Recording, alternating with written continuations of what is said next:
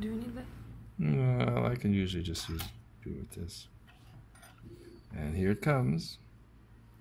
Yeah, maybe it'd be a good idea at this point. Here they come. Ta-da. Okay. So this guy, this is, I don't know why, this has probably got some blood in it. That's why this is pigmented. That's just blood. Because usually the epididymis appears just basically white. You see how this, that's the epididymis. It kind of semi-surrounds the testis. So this is all epididymis. So the sperm duct or the vas deferens from either side actually comes up from the epididymis. Right? The sperm goes from the testis seminiferous tubules into the epididymis, from the epididymis to the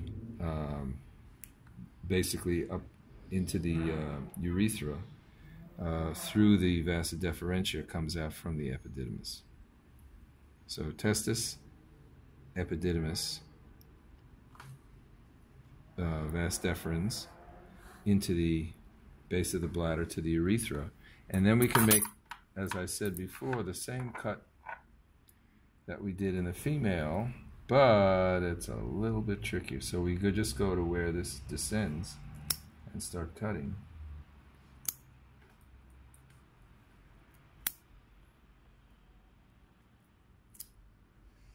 All right.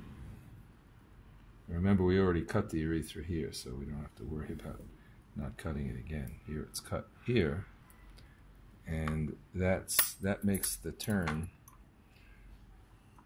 We may be able to trace it easily, maybe not. Not terribly important, but you see here is the cut. Here's the cut of the pubic symphysis on either side.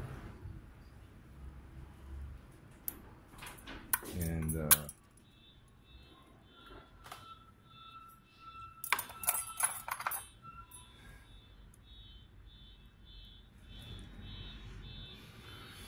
so I want to cut around it. Let's see if I can cut alongside it to expose it rather nicely.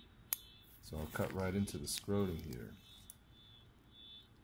So here's the urethra coming back up, right here. That's where it comes up. That's where I cut it before. And we should be able to, I think I cut all the way through the bone.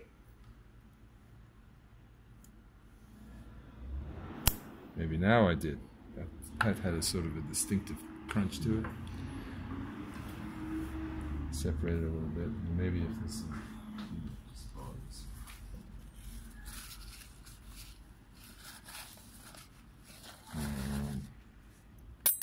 See if we can look down and maybe I can get a little bit. Yep.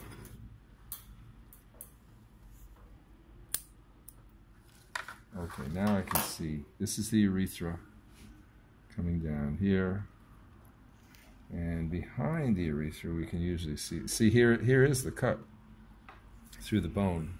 You can even see the marrow there, right? No question, I cut through the bone. Now I'm just trying to pry up behind the urethra. Instead of seeing a vagina behind it, you will see these bulbourethral glands, although okay,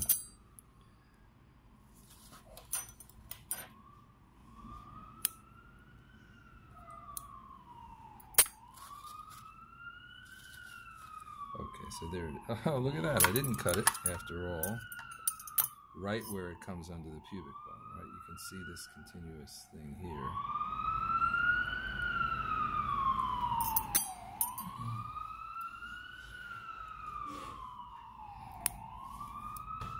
Right before I get to cutting it. And now if I spread it out a little more and suck up some of this water, I can maybe see behind the urethra. You see this other white thing that's popping up? See that? Mm-hmm. That's the bulbourethral gland on the left side. This one on either side. So that's the bulbourethral gland right behind the urethra. And behind that, you can't see it right here, but you see where that's descending. That's the colon. So instead of urethra, vagina, colon, you see urethra, bulbourethral glands. And then behind that, if you push this out of the way, you can see the colon down there, especially if you dry it out a little more. So that's basically the male. And I shouldn't have cut this actually before, you know, where this comes up, the urethra's here. I cut it here, and it ends up coming out through its opening right below the umbilical cord. This one actually is very close to it, almost like it shows in the book. Usually it's a little bit further down. So that's basically it.